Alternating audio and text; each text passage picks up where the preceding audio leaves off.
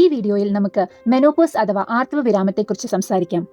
Menopause എന്നത് സ്ത്രീകളിൽ വയസ്സ് കൂടുന്തോറും സ്വാഭാവികമായി സംഭവിക്കുന്ന ഒരു പ്രക്രിയയാണ്. സാധാരണയായി 50 മുതൽ 52 വയസ്സിനിടയിൽ. എന്നാൽ ചിലപ്പോൾ ഇത് അതിനു മുൻപേ സംഭവിക്കാം. ഉദാഹരണത്തിന് ജനിതക കാരണങ്ങൾ, ഓട്ടോ ഇമ്മ്യൂൺ രോഗങ്ങൾ, ശസ്ത്രക്രിയകൾ അല്ലെങ്കിൽ ക്യാൻസർ ചികിത്സ മുതലായവ കാരണം. ഏതുതരം മെനോപോസ് ആണ് എന്നുള്ളത് സ്ത്രീയുടെ അണ്ഡാശയ പ്രവർത്തനം കുറയുന്ന പ്രായത്തിനെ ആശ്രയിച്ചിരിക്കുന്നു.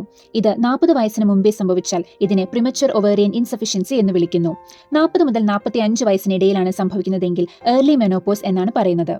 മെനോപോസിലേക്ക് കടക്കുന്ന സ്ത്രീയുടെ ശരീരത്തിൽ ഈസ്ട്രജൻ എന്ന ഹോർമോൺ ഉൽപ്പാദിപ്പിക്കുന്നത് കുറയുന്നു. ഇത് പല ലക്ഷണങ്ങൾക്കും കാരണമാകാം. ഉദാഹരണത്തിന് മാസവിരാമത്തിലെ അനിയമിതത്വം, ഭാരം കൂടുക, കൊഴുപ്പ് വിതരണത്തിലെ മാറ്റം, ഹോട്ട് ഫ്ലഷസ് അതായത് മുഖം, കഴുത്ത്, നെഞ്ച് ഇവിടങ്ങളിൽ അമിതമായ ചൂട്, വിയർപ്പ് അനുഭവപ്പെടുക. ചില സ്ത്രീകൾക്ക് ലൈംഗിക താല്പര്യം കുറയുക, രാത്രിയിൽ അമിതമായ വിയർപ്പ്, യോനിയിലെ വരൾച്ച, മാനസിക സ്വഭാവത്തിലെ മാറ്റങ്ങൾ, ചിന്താ പ്രശ്നങ്ങൾ, സന്ധിവേദന എന്നിവയും അനുഭവപ്പെടാം. സാധാരണയായി ഈ ലക്ഷണങ്ങൾ ഏകദേശം 7 വർഷം വരെ തുടർന്നേക്കാം.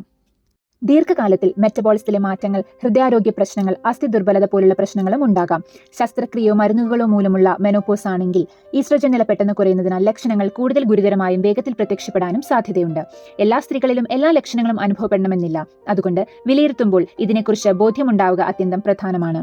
രോഗിയുടെ പ്രായവും ആരോഗ്യനിലയും ആശ്രയിച്ച് പല ചികിത്സാ മാർഗങ്ങളും ലഭ്യമാണ്. എന്നാൽ എല്ലാവർക്കും ആവശ്യമായത് ജീവിതശൈലി മാറ്റങ്ങളാണ്.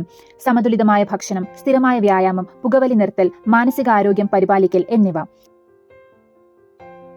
യുവ സ്ത്രീകൾക്കായി ഡോക്ടർ ഹോർമോൺ റീപ്ലേസ്മെന്റ് തെറാപ്പി നിർദ്ദേശിക്കാം. ഇത് ജെൽ, സ്പ്രേ, പാച്ച്, ഗുളിക എന്നീ രൂപങ്ങളിൽ ലഭ്യമാണ്.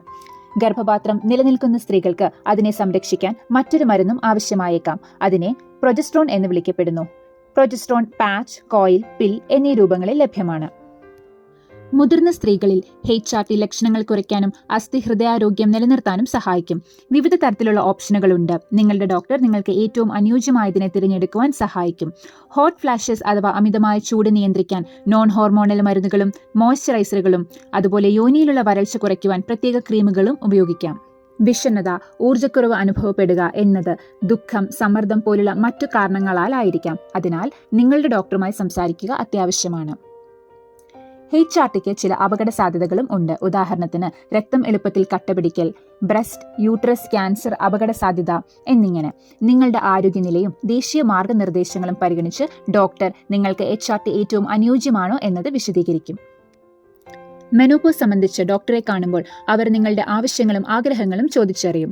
ആരോഗ്യം വിലയിരുത്താൻ ചില പരിശോധനകളും നടത്താം. ഉദാഹരണത്തിന് രക്തസമ്മർദ്ദം, ഭാരം, അസ്ഥികളുടെ ആരോഗ്യം എന്നിവ പരിശോധിക്കാം.